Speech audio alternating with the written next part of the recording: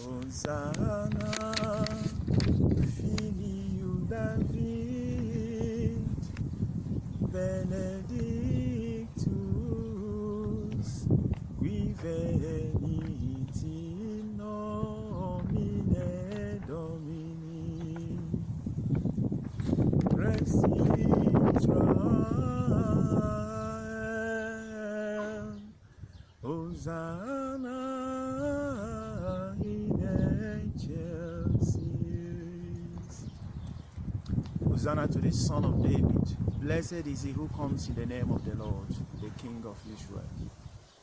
My dear brothers and sisters in Christ, today, 5th of April, we celebrate the Palm Sunday or the Passion Sunday.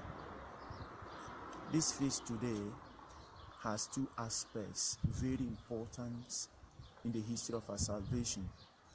The first aspect has to do with commemoration of the glorious entry of Jesus into the royal city of Jerusalem. And that's why actually it is called Palm Sunday, because this day recalls that day in Israel when Jesus gloriously, triumphantly entered Jerusalem.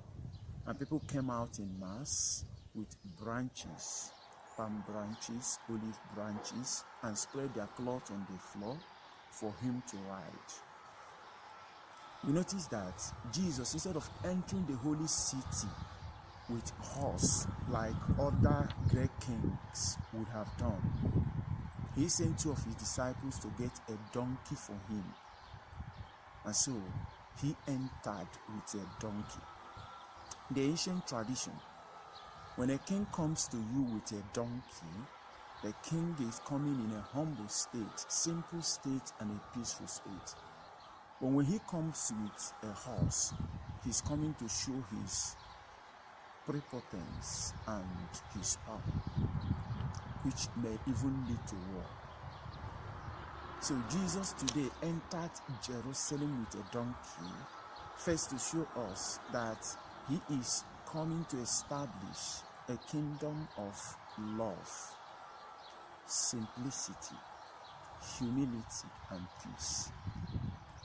But then the feast reminds us of the faithfulness of God to his promise, because it's not the first time that Jesus is entering Jerusalem. The Jewish tradition has it that at least 3 times in a year, every adult Jew should go to Jerusalem. But today, before Jesus entered, he sent his disciples to go and get a donkey, in fulfillment of the prophecy of Zechariah, chapter 9, verse 9, made about 500 years before the birth of Christ. Rejoice, daughter of Zion, your king comes to you riding on a donkey. He comes in a humble, simple, and peaceful state. So, the fact of getting a donkey for Jesus is to indicate that he wants to enter today in a very unique form to accomplish that prophecy made 500 years ago, that the king who is going to take over the throne of David is going to come riding a donkey. You remember that from the time of David to the time of Jesus Christ is about 1,000 years. So if Jesus has come to accomplish the prophecy that the king who is coming to take over the throne of David is coming in a donkey, it means that he is coming to accomplish the expectation of the people for the past 1,000 years. And that's why when the people recognize that he has taken the posture of accomplishing that prophecy, they came out in mass and shouted Hosanna to him. Hosanna means save us now.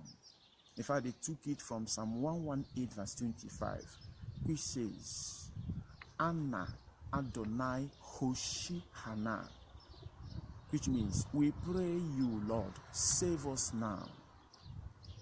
You notice that today, we begin the mass with singing the same type of song, Hosanna to you, Son of David. But our own Hosanna has changed in the way we express it. If the people in the past sang it to Jesus, invocation, come and save us, our own has acquired a triumphant and glorious imprint. So we don't just sing Hosanna, come and save us, but we sing it in assurance that the one we are singing to has a capacity to save. That's why in all our hymns, Hosanna has become a song of praise. But before now, it was imploring, come and save us now. But we sing, we are sure you are going to save us. And so that's what makes it a glorious song, a joyful song, when we proclaim Hosanna. So the feast indicates that God is faithful to his promise. He made a promise 500 years ago, and today Jesus comes to accomplish it. It's a testimony of what even written in other parts of the Bible, like Hebrews chapter 10 verse 23, that the one who has called you is faithful. And in 1 Corinthians chapter 1 verse 9, St. Paul says, the Lord is faithful to his word. These passages assure us of the faithfulness of God in every situation. St. Paul, when he was writing to Timothy, 2 Timothy chapter 2, said that even if we are unfaithful, he is always faithful. The present condition we are passing through, such biblical passages should be brought to the fore once again, reminding us that God is always faithful to his promise to save, to liberate, and to bless us, so long as we remain very dedicated to him. The second aspect of today's celebration